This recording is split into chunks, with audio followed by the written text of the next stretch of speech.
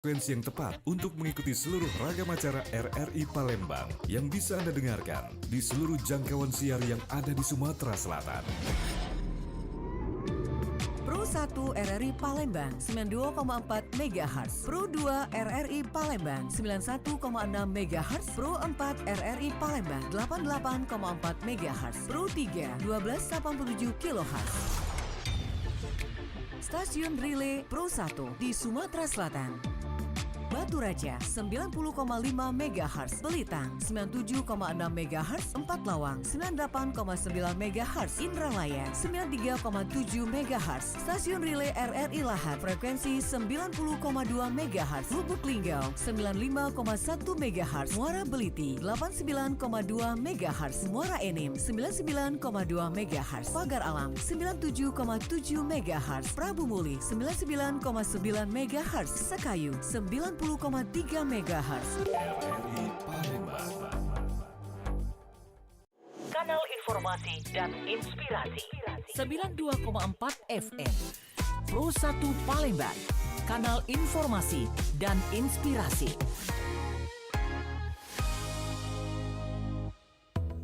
Antara waktu sibuk dan senggang. Palembang sore ini.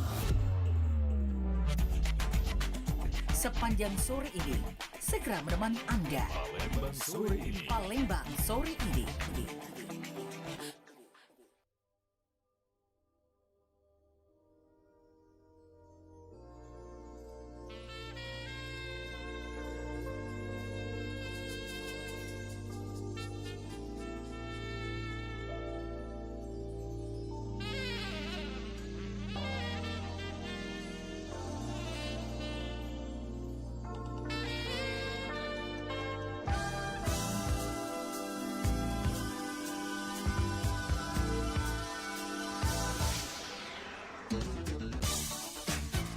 Terima kasih pendengar kebersamaan kita Palembang sore ini bersama saya Haris Ansor dan juga masih bersama Mbak Suni akan menemani Anda hingga nanti pukul 17.30 waktu Indonesia Barat. Seperti yang saya informasikan sebelumnya, kali ini dengan dialog interaktif kami akan berbincang-bincang dengan bintang tamu kita, juga narasumber yang akan membahas mengenai satu topik yang mungkin beberapa waktu belakangan ini tengah hangat-hangatnya. Nah, bersama saya Haris Ansor, kita sudah kehadiran narasumber kita pendengar. Nanti akan kita kenalan secara langsung. Ada siapakah gerangan? Langsung saja saya sapa di kesempatan sore hari ini. Ada ibu yang cantik ini. Selamat sore Ibu Lydia. Selamat sore Mas Apa Haris. kabarnya Bu Lydia? Alhamdulillah. Selamat sore untuk seluruh pendengar RRI Pro 1 RRI Palembang ya.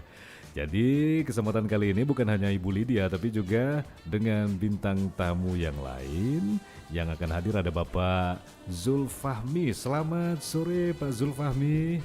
Selamat sore Pak Haris. Apa kabarnya? Alhamdulillah Sehat ya. Pak Haris. Dan juga terakhir ada Bapak Hari Wahyudi. Apa kabar Pak Hari? Alhamdulillah. Selamat sore Mas Haris. Selamat sore kembali Pak Hari dan juga ada Ibu Lydia. Ini lengkapnya adalah Ibu Lydia Kurniawati Kristiana ya Bu ya, dari Bank BSI. Dari Bank BSI kita ada ini nih, ada Bapak Zulfahmi dan Bapak Hari Wahyudi. Sementara Ibu Lydia ini dari Direktorat Jenderal Perbendaharaan belum dimutasi ke Provinsi BSI. Sumatera. Jauh sekali Bu ya Soalnya kan baru-baru ini memang BSI menjadi apa nama? Kalau di media sosial trending topik gitu ya. Tapi di sini jadi beberapa pertanyaan yang mungkin bisa menjawab rasa penasaran dan topik kita di kesempatan sore hari ini pendengar. Jadi di mana juga BSI berperan dalam penyaluran APBN ya. Baik. Nah, pendengar, untuk Anda nanti yang ingin bergabung silakan. Nanti saya nantikan di 0711369977. Jadi kita akan berbincang-bincang mengenai APBN ini, anggaran pendapatan dan belanja negara, juga dengan istilahnya isu-isu maupun juga informasi-informasi langsung dari BSI. Mungkin dari Bu Lydia bisa dimulai Bu, silakan Ibu. Ya Pak Mas Haris, seluruh pendengar RRI Pro 1 FM, kita ketahui bahwa APBN, anggaran pendapatan dan belanja negara, yang merupakan salah satu instrumen dari kebijakan fiskal yang harus mewujudkan tujuan bernegara gitu ya. Di mana APBN di Sumatera Selatan ini berdasarkan data per 30 April 2023, realisasi pendapatan di seluruh Sumatera Selatan ini 5,77 triliun dan belanja negaranya mencapai 3,67 triliun. Nah, dalam menyalurkan APBN ini, Kementerian Keuangan, dalam hal ini Direktorat Jenderal Perbendaharaan tentu tidak menyalurkannya sendiri, tetapi kami bermitra dengan seluruh bank. Di mana bank ini yang bermitra dari Kementerian Keuangan disebut sebagai bank operasional. Nah, salah satu dari bank mitra Kementerian Keuangan yang harus menyalurkan dana APBN ini adalah Bank Syariah Indonesia. Nah, karena apa? Karena di masa sekarang itu ekonomi dan keuangan syariah itu memiliki kontribusi yang besar terhadap perekonomian Indonesia. Dan keuangan syariah ini juga tumbuh dengan cepat dan mampu memberikan peran di dalam melakukan pemulihan ekonomi. Oleh karena itu, pada tahun 2022 akhir mulailah ditunjuk Bank Syariah Indonesia ini sebagai bank operasional penyalur dana APBN. Nah, salah satunya BSI, Bank Himbara juga termasuk, Bank Himbara lainnya juga termasuk, dan salah satunya adalah BSI. Kenapa BSI? Ya karena produk keuangan syariah ini makin pesat sekarang. Trennya terus naik ya, Bu, ya. Bagaimanapun BSI harus dilibatkan untuk menjadi bagian penting dalam penyaluran dana APBN. Kira-kira seperti itu. Kenapa kok BSI? Kenapa BSI ini penting bagi penyaluran dana APBN? Ceritanya begitu, Mas Jadi Aris. bukannya karena ada sentimen negatif terhadap bank-bank yang lain ya Bu ya, bukan karena itu. Enggak, karena salah satu, jadi ada bank lain juga yang menjadi mitra dari Kementerian Keuangan. Oke, jadi kita mengikuti bagaimana perkembangan dari perkembangan ekonomi syariah kita yang terus meningkat, dan itu harus di-push trigger terus ya Bu ya. Iya, harus. Dan silakan Ibu. Nah, per tanggal 5 Oktober berdasarkan keputusan Direktur Jenderal Perbendaharaan, keputusan nomor 229, BSI ini ditetapkan sebagai bank operasional. Jadi baru ya, di penghujung tahun 2022 baru terlibat dalam penyaluran dana APBN. Padahal sebelumnya ketika belum merger, BSI ini kan merger dari Bank Mandiri Syariah, BRI Syariah, BNI Syariah. Pada waktu berdiri masing-masing ada beberapa yang memang sudah menjadi mitra penyaluran dana APBN. Namun pada saat merger per 5 Oktober itulah ditetapkan sebagai bank operasional. Jadi BSI ini penting keberadaannya, bahkan di dalam penyaluran dana APBN itu BSI ini menempati urutan keempat ya, yang transaksinya paling banyak dari urutan Bank Himbara itu BSI urutan keempat sebagai mitra dari penyaluran dana APBN. Oke, Gitu. jadi juga dengan adanya informasi penyaluran APBN untuk Sumatera Selatan juga umumnya Bu ya, ini tentunya bisa menjadi daya tarik tersendiri bagi ulah-ulah oknum yang nakal seperti yang baru-baru saja terjadi mungkin ya Bu. Itu dia, maka kenapa kami hadir bersama dengan BSI, kami ingin bahwa masyarakat percaya, publik percaya kepada Kementerian Keuangan, publik percaya kepada BSI sebagai salah satu yang memiliki peran menyalurkan dana APBN. Maka kami segera hadir berbicara dengan seluruh masyarakat, para pendengar RRI Pro 1 FM. Jika nanti ada pertanyaan-pertanyaan bisa langsung ditanyakan, dijawab oleh yang langsung berhubungan dengan Bank Syariah Indonesia. Nah, ini juga menarik loh Bu Lydia ya, juga untuk Pak Hari, dan ini mengenai membangun kepercayaan masyarakat dan juga membangun kepercayaan tentunya bukan hal yang mudah kan Bu Lydia ya. Jadi dari DJPB sendiri kolaborasi dan juga sinergitas dengan Bank BSI ini untuk membangun kepercayaan masyarakat pasti kan ada startingnya Bu ya. Yep. Ada awalnya dulu. Itu gimana Bu membangunnya itu? Kami kalau di daerah ini kan berdasarkan mandatori tadi. 5 Oktober sudah ditetapkan BSI silakan bergabung sebagai bank operasional, silakan menyalurkan dana APBN dan menjadi mitra dari satuan kerja. Selain itu juga berperan sebagai menerima penerimaan negara, melakukan pengelolaan rekening dan juga menyalurkan dana APBN. Nah, BSI ini sebagai bank penyalur gaji. Jadi beberapa satuan kerja pemerintah di Sumatera Selatan itu payroll-nya melalui BSI. Ya. Tentu pasti dari kantor wilayah Direktorat Jenderal Perbendaharaan sendiri akan meminta fasilitas terhadap BSI agar semuanya bisa berkesinambungan kan Bu ya? Yang Tentunya. penting adalah pembayaran gaji kepada ASN tidak ada kendala, diamankan lancar dan bisa diterima oleh ASN tepat waktu, Itu tepat dia. jumlah. Itu Berat yang harus jadi tugasnya dijaga ya. BSI seperti itu. Nah, ini tentu kalau data yang kami punya saat ini BSI itu menyalurkan gaji lebih kurang 200.000 ASN setiap bulannya. Ini kondisi seluruh Indonesia. Seluruh ya. Indonesia ya. Nah, ini tentu akan mendukung pertumbuhan bank syariah di Indonesia karena berperan untuk sebagai penyalur APBN, dan BSI ini berperan juga sebagai collecting agent pendapatan negara. Jadi setoran pendapatan negara baik pajak, penerimaan negara bukan pajak silakan disetor melalui BSI. BSI ini juga sebagai bank penyalur dari proyek surat berharga syariah.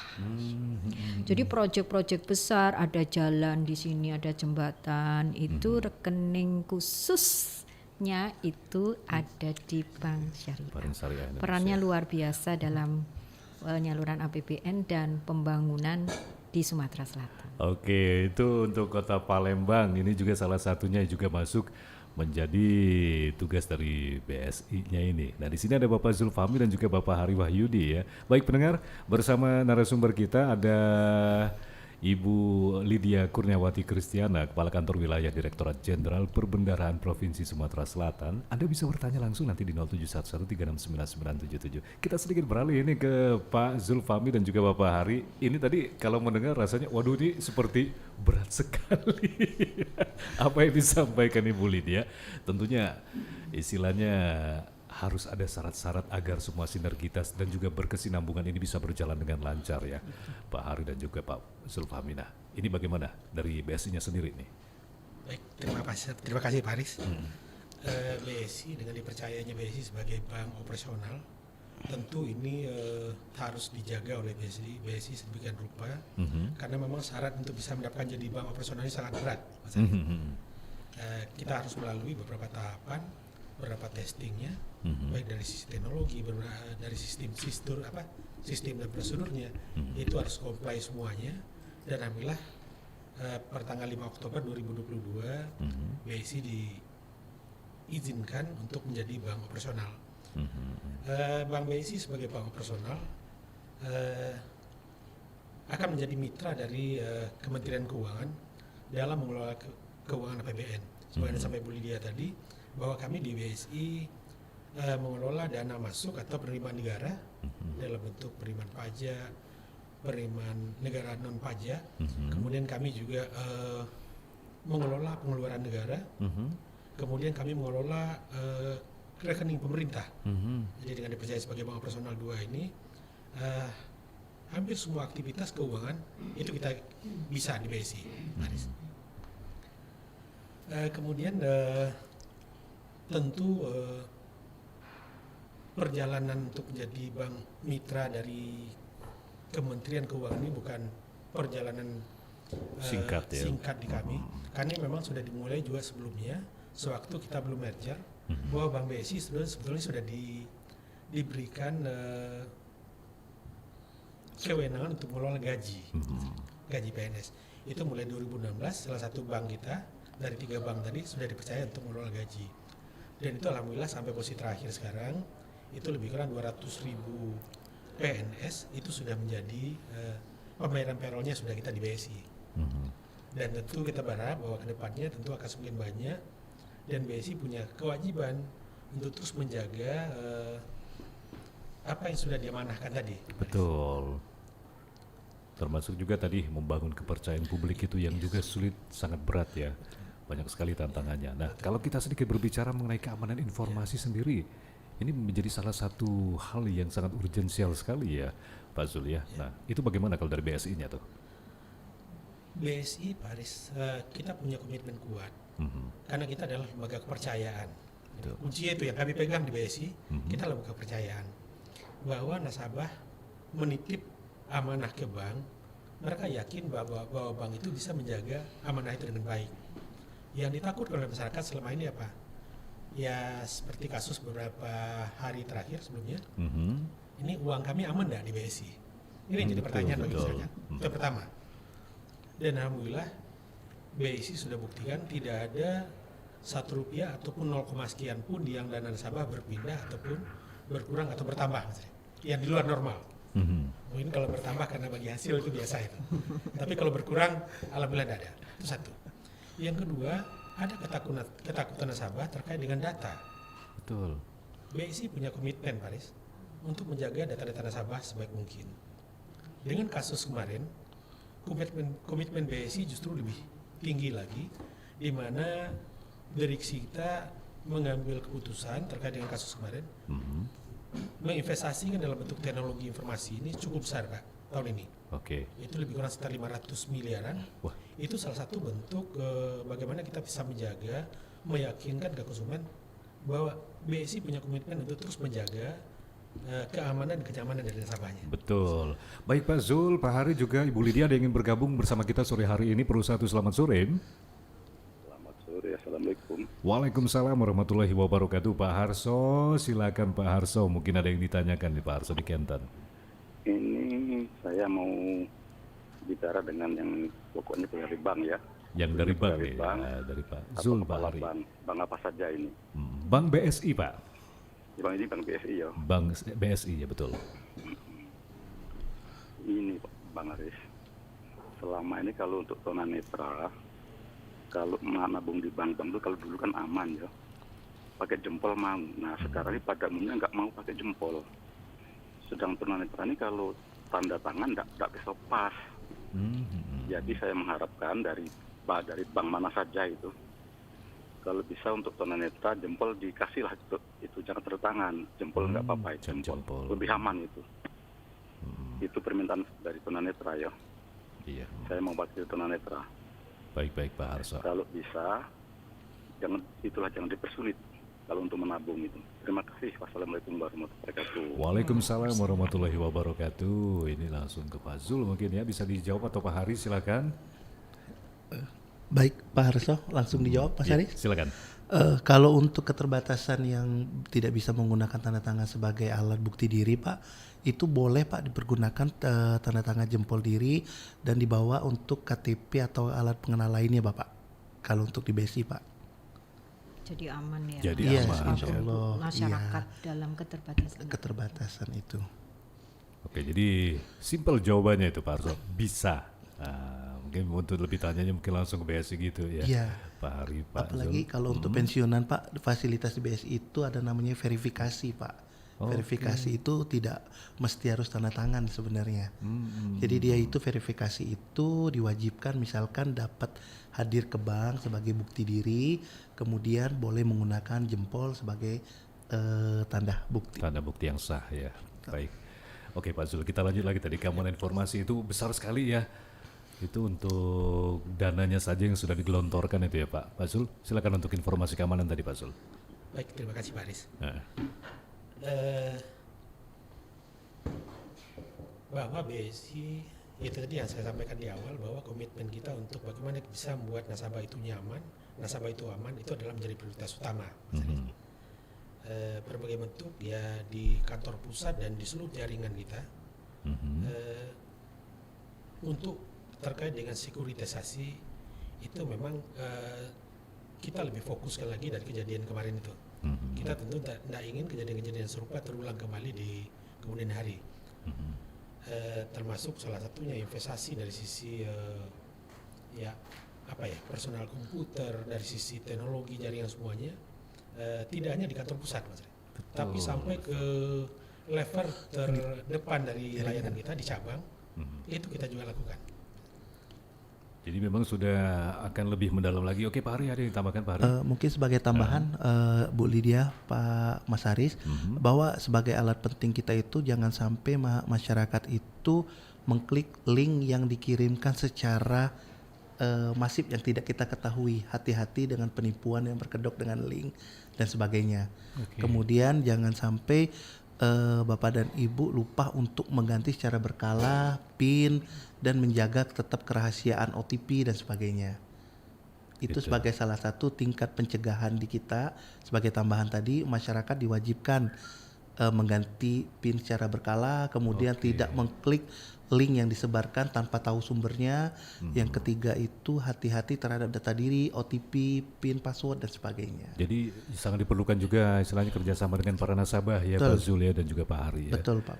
Oke, Ibu Lydia, dengan kejadian kemarin bagaimana jadi tanggapan Bu Lydia dari DJPB mengenai kondisi-kondisi kemarin yang terjadi ini, serangan ransomware ya, betul ya Pak Zul ya? Iya. Karena komitmen kita bahwa sudah menetapkan BSI ini sebagai salah satu mitra bank operasional Kementerian Keuangan yang diperkenankan untuk melakukan penyaluran dana APBN, maka dengan serangan ransomware kemarin memang kami dari Kementerian Keuangan khususnya pada tanggal 8 Mei ya Pak Zul, tanggal 8 Mei 8 itu Mei, ya. Langsung membuat kebijakan pemutusan ya. Jadi kita putus lebih dulu ini koneksinya dengan BSI ini karena kan menyalurkan dana APBN, jangan sampai kemudian karena ransomware ini kan ini uang pemerintah, uang rakyat gitu ya. Betul. Kemudian terjadi kesalahan pada tingkat eksekusi. Namun alhamdulillahnya BSI ini menangani masalah tersebut dengan cepat sehingga pada saat kejadian itu tanggal 8 Mei Kementerian Keuangan sudah langsung memutuskan koneksi merupakan langkah preventifnya.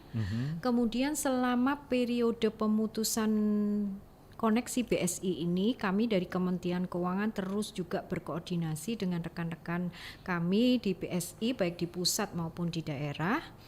Dan saat ini transaksi keuangan negara melalui BSI sudah kembali normal.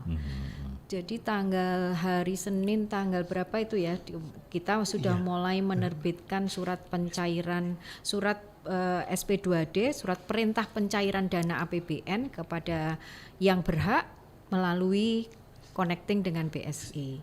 Namun pada saat pemutusan terjadi, apakah kemudian aliran dana APBN ini berhenti? Tidak. Terus berjalan kan Bu? Terus berjalan, tetapi channel yang digunakan bukan channelnya BSI karena kan kita memiliki bank operasional selain BSI, ada bank himbara lain yang kemudian pada saat kejadian BSI terkena serangan ransomware itu kita putus dan saluran untuk menyalurkan dana APBN kita pindahkan ke salah satu bank. Oke, jadi banyak cara menuju Roma ya Bu. Jangan sampai masyarakat yang terdampak karena permasalahan ini. Gitu. Tapi kalau dengan isu-isu keamanan kan apalagi dari DJPB sudah tahu dengan kondisi-kondisi yang memang hal-hal yang berbau keuangan kan sangat rentan, bukan hanya BSI saja kan Bu ya. Pasti kita juga istilahnya sudah memberi warning, juga memberi istilahnya aturan-aturan kepada bank selaku pihak kerjasamanya ini ya Bu ya.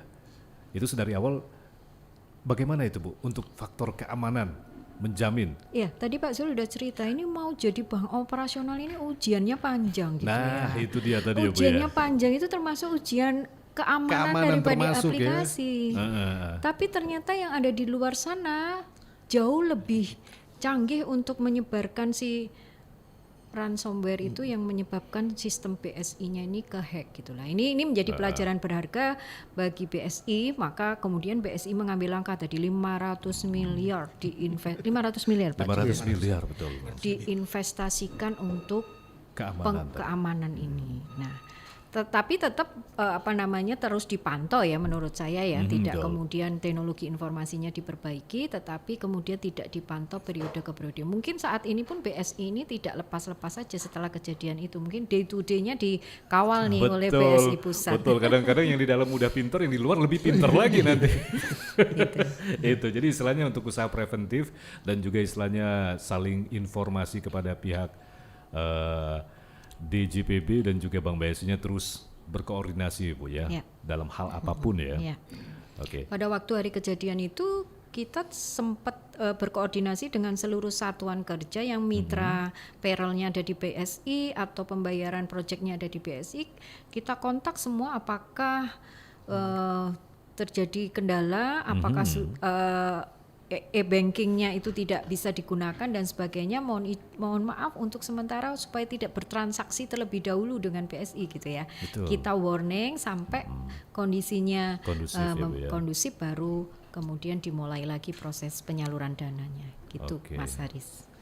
Baik pendengar, kembali silakan yang ingin bertanya 0711369977. Jadi lebih mengenai kerjasama dari DJPB dan juga Bank BSI mengenai peranannya dalam penyaluran APBN. Yang kita ketahui APBN ini ya namanya anggaran, tentunya tidak main-main ini untuk kemaslahatan kita semua, baik dari fasilitas seperti yang Ibu Lydia sampaikan tadi ya Bu ya.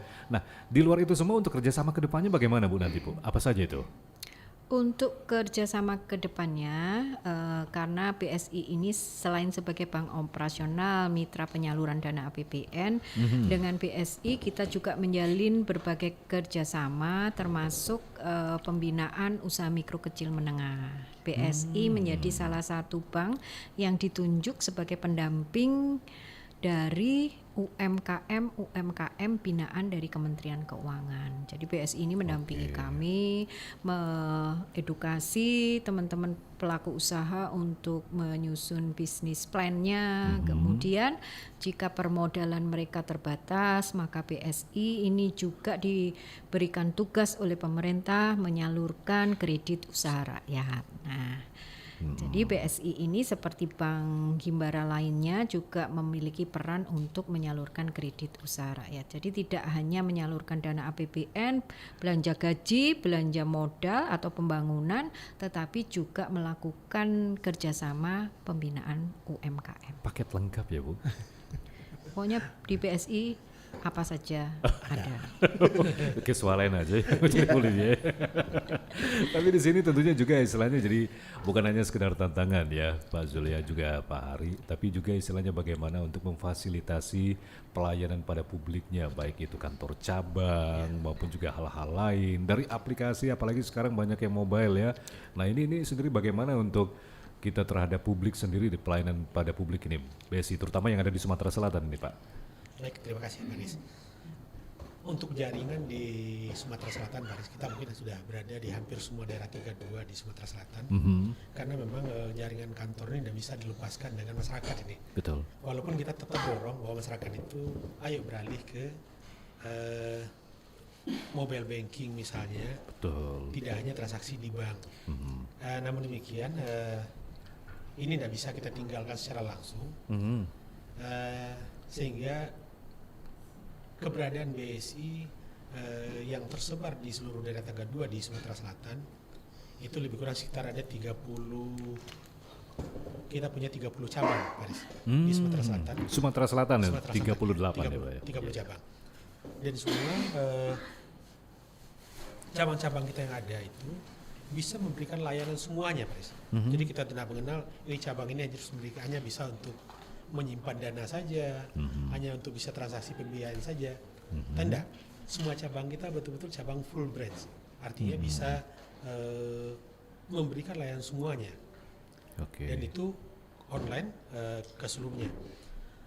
Kemudian yang kedua, BSI terus meningkatkan dari sisi channel-channel transaksi lainnya, baik di samping cabang yang ada, kita punya ATM yang juga tersebar di seluruh Sumatera Selatan. Kemudian kita juga bisa menggunakan, nasabah-nasabah kita bisa menggunakan ATM Bank Mandiri yang ada di Sumatera Selatan, itu bebas biaya Paris. Kemudian juga ada bisa menggunakan ATM Bank lain yang ada di Sumatera Selatan yang tergabung dalam jaringan baik GPN, kemudian Visa, itu bisa. Kita dorong terus, Pak Des. Bagaimana kita bisa meningkatkan, merubah pola transaksi nasabah sekarang ini. Memang dari sisi pola konvensional itu kita coba rubah menjadi pola yang lebih mendekat ke teknologi lah. 50-50 lah Pak ya harapan kita, karena yang namanya cashless tidak mungkin diterapkan 100%. Gitu ya.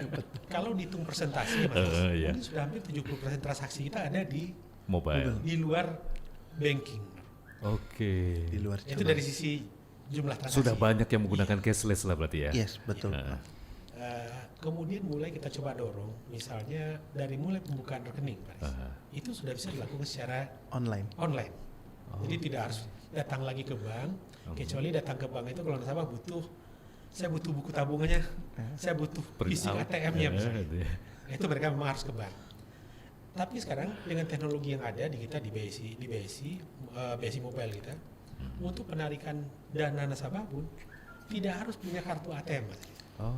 Mereka bisa tinggal tarik di BSI Mobile-nya, kemudian datang ke mesin ATM, mereka tinggal tarik sesuai dengan berapa kebutuhannya.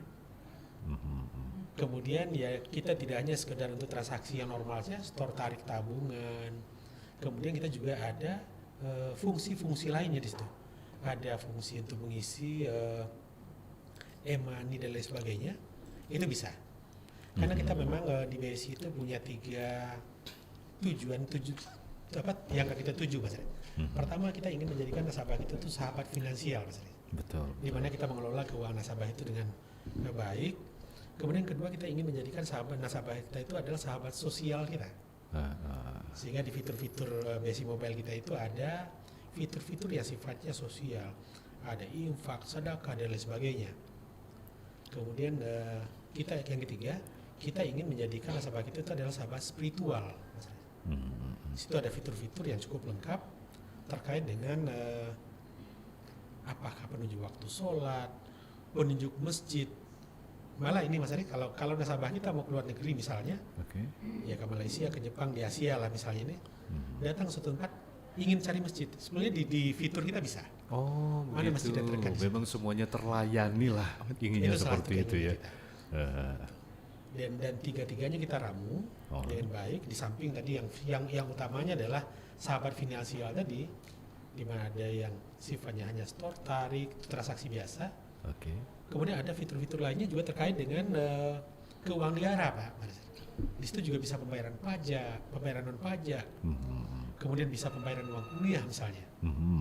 Beberapa perguruan tinggi di Sumatera Selatan sudah menjadi mitra ya Pak. Mitra kita, dan untuk pembayaran uang kuliah sudah bisa di kita. Itu salah satu bentuk penerimaan negara mungkin non pajak. Non pajak betul. Jadi memang istilahnya ada satu hal yang mungkin jadi saya baru terpikir dengan kondisi kemarin ini sedikit mengangkat nama BSI ke permukaan ya, semakin banyak orang yang pada akhirnya akrab dengan BSI begitu. Apalagi ternyata BSI menjadi salah satu yang dipercaya untuk APBN ini penyaluran dananya. Itu ya Bu ya. Ya, selain itu Kementerian Keuangan ini ada pertanyaan. Ada penelpon. Kita coba angkat dulu ya Bu Lydia ya. Halo Pro 1, selamat sore. Halo, terputus kembali, dicoba silakan untuk Anda 0711369977, silakan dilanjut Bu Lydia. Ya, Kementerian Keuangan dalam hal ini Direktorat Jenderal Perbendaharaan bagaimana memberikan dukungan penuh bahwa saat ini itu ekosistem ekonomi syariah itu memang harus menjadi perhatian gitu ya, harus diikut sertakan dalam berbagai program pemerintah, gitu. Apalagi di Sumatera Selatan gitu kan. Betul. Nah bahkan Direktorat Jenderal Perbendaharaan ini pun membuat pengaturan yang memberikan ruang kepada bank syariah ini untuk tumbuh. Salah satunya itu jika satu satker payroll gajinya itu tidak di BSI, itu diberi kesempatan untuk satu satuan kerja punya 2 bank untuk payroll gaji. Jika harus 2 bank, maka yang satu harus BSI. Nah, itu bagaimana peran pemerintah untuk menumbuhkan ekosistem syariah. Oke, jadi kalau satu pintu, jatuhnya satu pintu ya Bu ya. Ini akan lebih memudahkan nantinya. Iya, ya. Apalagi tadi tidak hanya berkaitan dengan pengelolaan keuangan, tetapi didorong untuk ke spiritual. Apa tadi istilahnya Pak Zul? Waktu Sahabat sholat, spiritual. sahabat finansial Ya, gitu ya, finansial, sahabat sahabat finansial, Spiritual, sahabat finansial, sahabat spiritual gitu ya, sahabat Sahabat sosial. sosial. sahabat sosial. Oke, jadi istilahnya banyak hal-hal yang ingin bersentuhan secara langsung terhadap masyarakat, terhadap publik. Terus apakah ada inovasi-inovasi lain dari BSI ini Pak? Boleh ditambahkan Pak? Silakan, Jadi Pak Ari. kalau untuk sebagai institusi, BSI itu menyediakan banyak produk Pak untuk Mas Haris, untuk institusi-institusi. Contohnya misalkan rekening giro pemerintah, kita punya virtual account, kemudian kita punya di GPay, kita punya kartu kredit pemerintah, kemudian pembiayaan penyediaan aset untuk layanan umum. Kalau sebagai individu, kalau mungkin di institusi yang di bawah DPJB itu, misalkan kita punya tabungan-tabungan Izi Wadia, Izi Mudaroba, kemudian tabungan haji, deposito, cicilan emas, gadai emas, pembiayaan mitra guna untuk PNS dan sebagainya. Kemudian ada Hasanakat. Tadi menambahkan dari Pak Zulfahmi tadi sebagai salah satu bentuk sahabat sosial dan spiritual tadi, mungkin kalau yang lagi dalam perjalanan dari Pulau Jawa ke Sumatera, Mas Haris, itu akan lihat ada masjid BSI di Lampung. Ketika kita keluar dari kapal itu akan terlihat masjid indahnya BSI. Itu salah satu bentuk kontribusinya BSI terhadap pemerintah dalam bentuk sahabat sosial dan sahabat spiritual. Oke, itu menjadi salah satu bukti lah kurang lebih. Tapi itu istilahnya kalau sekarang kita nggak bisa menghitung sudah lengkap karena ini sifatnya dinamis ya Pak Zul ya, karena masih banyak inovasi-inovasi lain dan mungkin juga akan kerjasama ya Bu ya dengan Kementerian Keuangan dan juga pihak-pihak lainnya untuk kedepannya ya, untuk memudahkan publik tentunya ini ya Pak ya. Nah balik lagi ke Bu Lydia. Tadi Bu Lydia yang namanya sekarang kan isu yang paling penting adalah masalah faktor keamanan ya, balik keamanan. Jadi supporting dari Ibu Lydia sendiri terhadap Pak Zul dan juga Pak Ari dan juga BSI itu bagaimana Bu itu untuk supportnya? Dukungan dari Kementerian Keuangan tadi sudah disampaikan ya bahwa memang untuk menjadi bank operasional itu tidak tiba-tiba gitu ya. Betul. Sudah melakukan proses checking, proses tahapan UIT terhadap sistem dan sebagainya. Tapi masalah keamanan informasi saya kira ini menjadi tantangan tidak hanya di BSI ya. Betul.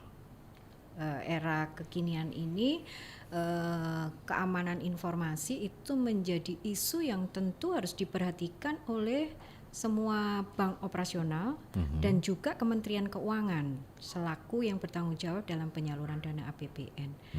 Artinya dukungan dari Kementerian Keuangan terhadap BSI ini beberapa privilege tadi sudah diberikan. Misalnya jika satu unit hanya satu bank, boleh kok 2 bank, tapi yang satu harus BSI loh. Nah, maksudnya apa? Supaya mendorong si BSI-nya ini tumbuh terus lebih besar.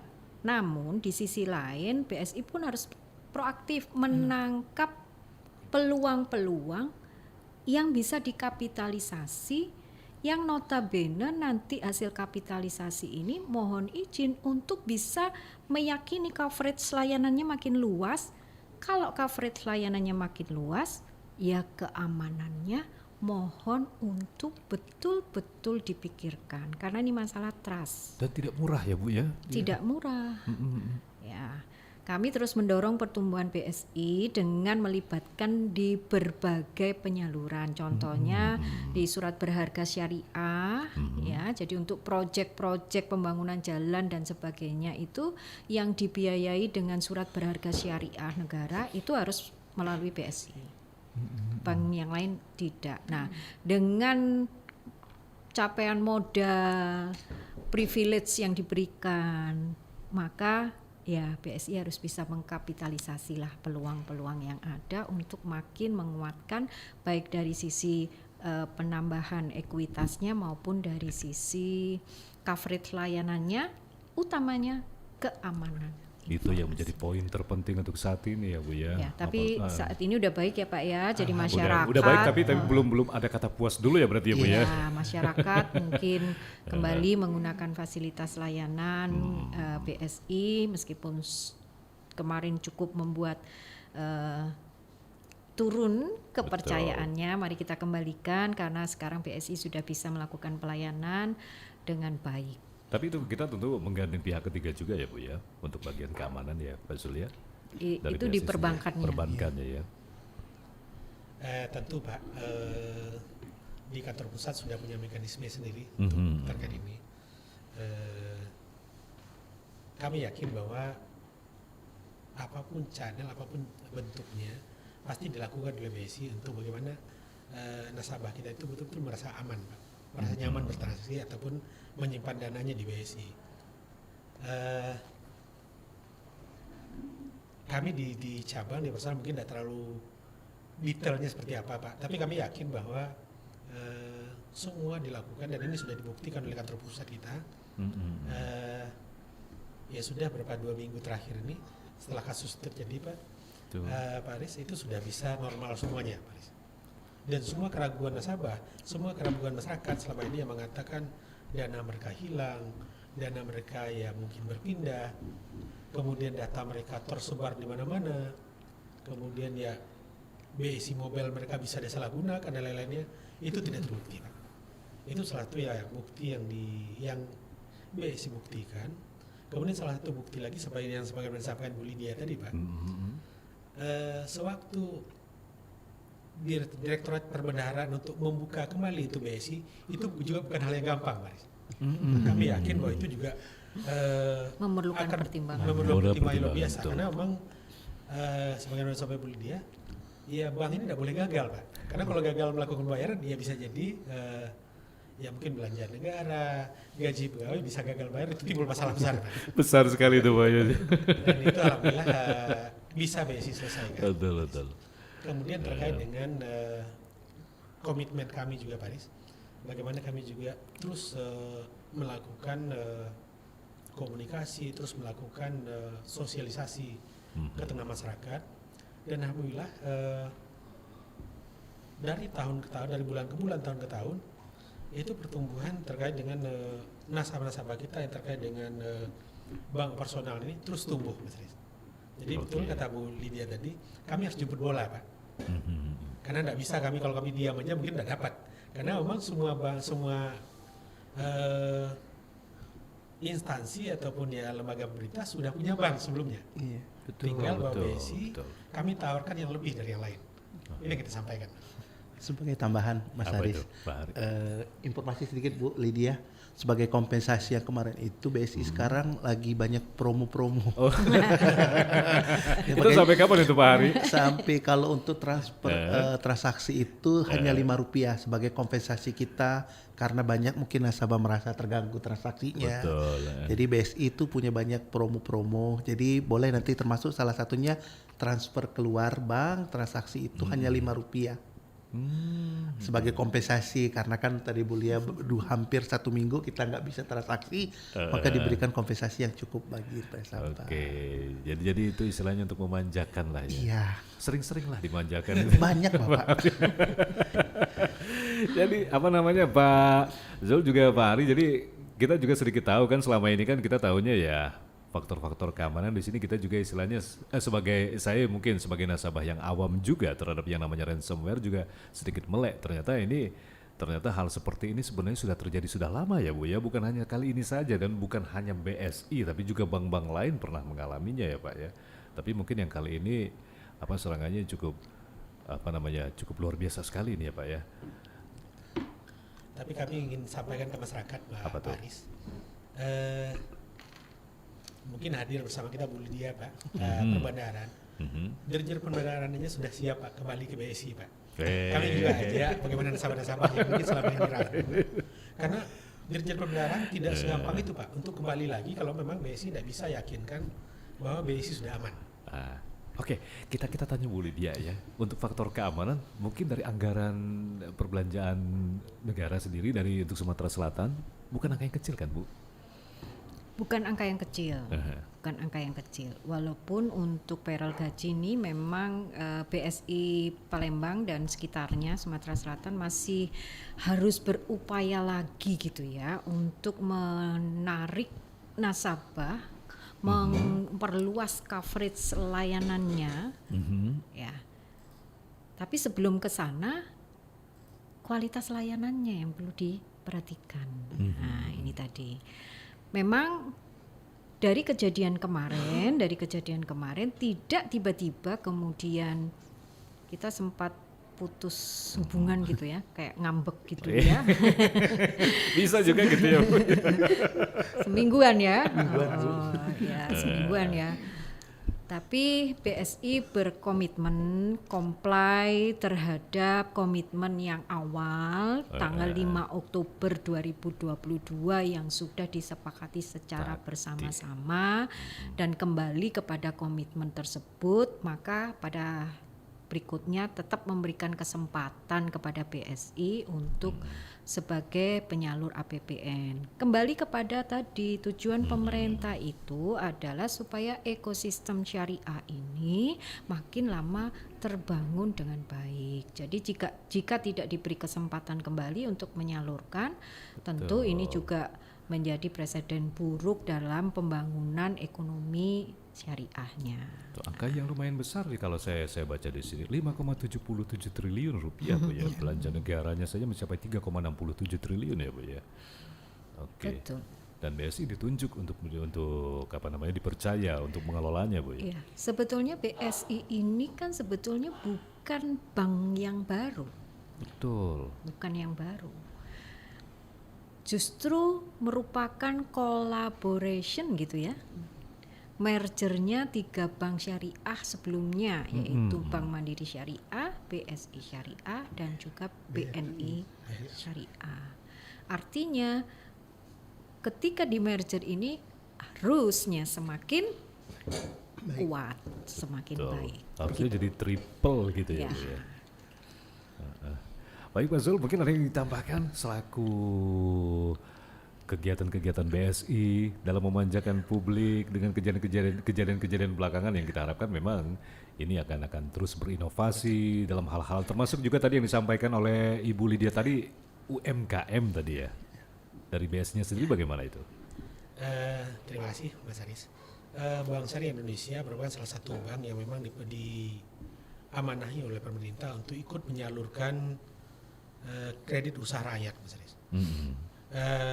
Itu salah satunya, dan itu kami lakukan di Palembang, di Sumatera Selatan, untuk menyalurkan pembiayaan yang memang sesuai dengan ketentuan dari pemerintah, baik ketentuan persyaratan maupun target pasarnya. Oke. Kemudian yang disampaikan Bu Lydia juga tadi bahwa kemitraan kami dengan Direktorat Perbendaharaan tidak hanya sekedar penyaluran ini saja, tapi juga ikut dalam hal untuk menggerakkan roda UMKM tadi. Betul. UMKM, usaha kecil menengah dan mikro. Ya, baik itu nasabah usaha terutama nasabah binaan dari lingkungan Dirjen Perbendaharaan sendiri. Bentuknya macam-macam Mas Haris. Kita ada yang bentuknya sharing untuk melakukan pembinaan dalam bentuk pelatihan manajemen manajerial misalnya. Itu sering diadakan Pak? Itu bisa kita lakukan Pak. Di beberapa tempat kita lakukan. Kemudian juga terkait dengan pemenuhan kebutuhan modal misalnya. Itu juga bisa kita berikan dengan menggunakan skim kredit usaha rakyat tadi. Pak Hari? Sebagai tambahan aja Mas Haris, bahwa BSI itu tahun 2022 itu lebih dari 12 triliun menyalurkan KUR ke masyarakat. Tahun ini 2023 itu kalau tidak salah itu BSI itu dapat plafon sekitar 11 triliun lebih, Pak. Dan itu terus digalakan ya, Masih, Pak ya, untuk menginformasikan kepada para pelaku usaha. Itu pelaku usaha dalam bidang apa saja biasanya itu, Pak? Atau seluruh bidang? Sebenarnya seluruh bidang. Ya, perdagangan kita masuk, pertanian masuk, juga ya. Industri masuk. Yang penting skalanya adalah usaha kecil dan mikro. Ya. Dan itu akan salah satu menjadi trigger juga pemompa kegiatan UMKM biar terus yang sekarang justru semakin ramai ya Bu Lydia ya. Dan hasilnya bagaimana itu Pak? Hasilnya tentu harapan kita adalah bahwa UMKM ini suatu saat nanti tidak lagi masuk di mikronya Pak. Kalau sekarang mereka mikro mungkin nanti masuk ke menengahnya Naik kelas. dan nanti naik kelas menjadi lagi. yang besarnya Pak. Jadi Dan kita siapkan Pak skimnya. Jadi kalau mereka sudah memanfaatkan fasilitas KUR sampai dengan plafon tertentu, setelah itu mereka tidak bisa lagi. Kita punya skimnya Pak di BSI. Kita punya namanya Unit Small Medium Enterprise. Itu pembiayaan yang di luar dari KUR tadi Pak. Itu kita bisa. Jadi bahasanya itu BSI mengantarkan para pelaku UMKM naik tingkat perlahan-perlahan terus gitu ya Pak ya. Betul. Sebagai tambahan lagi Mas Haris, bahwa BSI itu selain untuk masyarakat, BSI itu juga mempersiapkan entrepreneur muda. Jadi kita bekerja sama dengan beberapa kampus itu menciptakan pengusaha-pengusaha muda melalui BSI Entrepreneur Talenta Wirausaha. Jadi kita persiapkan jangan sampai masyarakat pemuda-pemuda kita tuh hanya berpikir untuk mungkin jadi PNS ya Bu ya. Jadi mereka bersiap untuk menjadi pengusaha-pengusaha muda yang nantinya akan menguatkan ekonomi Indonesia. Betul, siapa tahu nanti bisa kolaborasi dengan Bu Lydia tuh. Sudah kita memang sudah Bu ya? berkolaborasi. Kolaborasinya gimana Bu Lydia tuh? Bahwa kita punya salah satu program di CPP itu UFINE, nama programnya adalah UFINE, UMKM Financing Empowerment. Ya. Bank pendamping yang ditunjuk adalah BSI. Itu tadi. Di Sumatera Selatan ini bank pendamping yang ditunjuk adalah BSI. Walaupun di tempat-tempat lain belum tentu BSI, tetapi di Sumatera Selatan ini yang ditunjuk adalah BSI. Tentu sesuai dengan karakteristik daripada Sumatera Selatan ya, yang bagaimana ekonomi syariah sekali lagi itu menjadi fondasi kalau di Sumatera Selatan itu untuk menopang berbagai kegiatan ekonomi. Sumatera Selatan lebih pro kepada ekosistem syariah. Semuanya berkolaborasi dan semuanya bisa berjalan lancar hingga hari ini ya Bu Lydia ya. Alhamdulillah. Oke, mungkin kalau bisa ditanyakan hubungannya bagaimana ini DJPB dan juga BSI, lengket kayak perangko. Oke, baik Pak Zul. Pak Hari, Ibu Lydia, ini kita sudah di penghujung kebersamaan Ibu.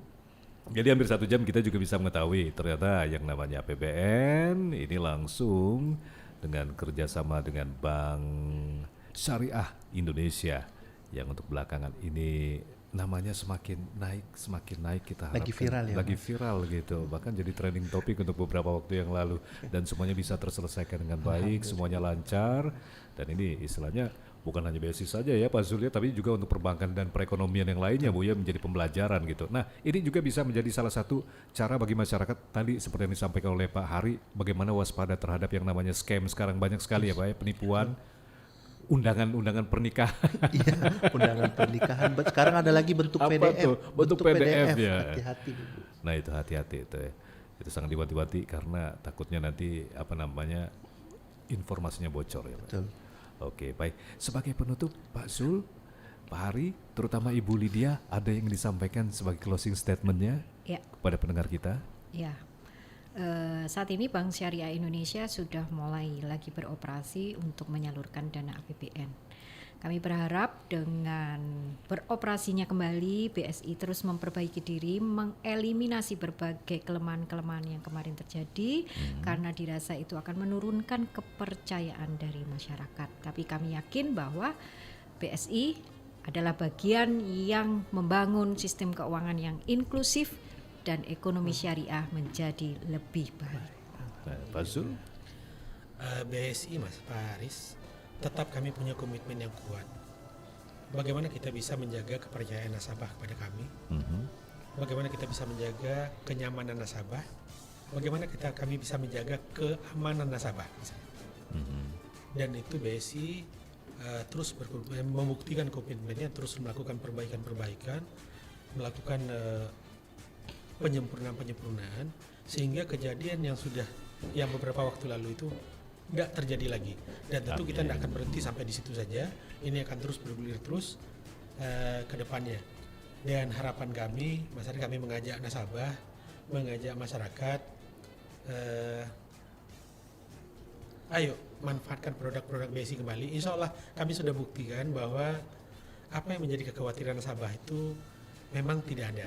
Dan Termasuk insya Allah- juga nabung emas ya yang saya lihat itu Ya, ya. betul. Itu salah satunya Ya. juga yang memudahkan Betul. sekali. Oke. Pak Ari ada yang ditambahkan juga? Tambahan Mas Haris, terima kasih kepercayaannya masyarakat DPJB kepada BSI sebenarnya. Insya Allah BSI tetap menjaga keamanan data nasabah, kenyamanan, dan silakan nikmati promo-promo yang tersedia. Tentu belanja nomor 1 ya Pak Ari. Baik mendengar, kita cukupkan dulu untuk bincang kita di kesempatan sore hari ini. Ada Ibu Lydia Kurniawati Kristiana selaku Kepala Kanwil Ditjen Perbendaharaan Provinsi Sumatera Selatan. Dari BSI juga ada Bapak Zulfahmi, Area Manager Area Palembang. Dan juga ada Bapak Hari Wahyudi, Area Retail Transaction Banking Manager. Baik, pendengar, kita akan jelang pukul 16 waktu Indonesia Barat. Kami akan hadirkan Warta Belanja Sumba. Kita cukupkan dulu. BSI berperan dalam penyaluran APBN. Itu tema dialog kita kesempatan sore hari ini. Tetap bersama kami di Pro 1 RRI Palembang, kanal informasi dan inspirasi.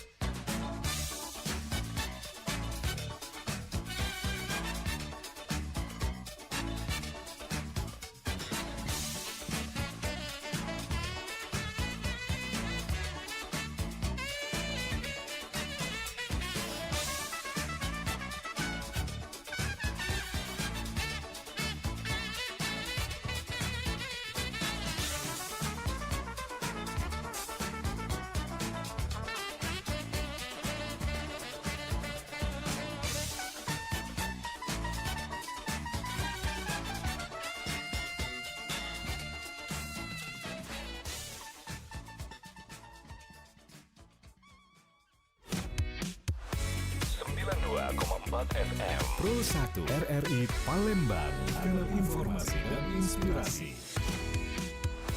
92,4 FM Pro 1 RRI Palembang, kanal informasi dan inspirasi.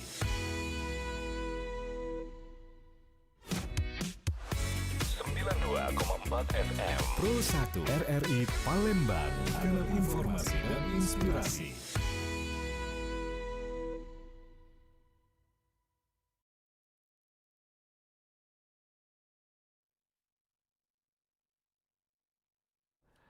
Pukul 16 waktu Indonesia Barat. Informasi aktual dari wilayah Belaja Sumba, Bengkulu, Lampung, Jambi, Sungai Liat, dan Palembang kami rangkum dalam Warta Belaja Sumba.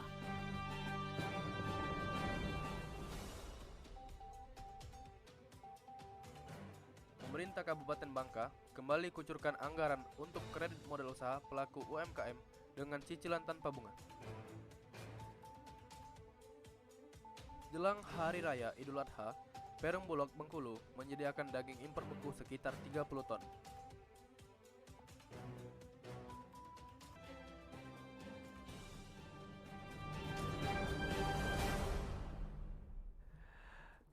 Itulah diantara informasi yang akan kami hadirkan sore ini Senin 29 Mei 2023 yang berhasil dihimpun tim redaksi RRI Palembang.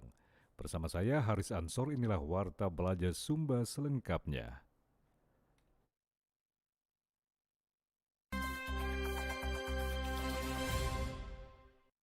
Baik pendengar, kami awali Warta Belaja Sumba dari Kepulauan Bangka Belitung.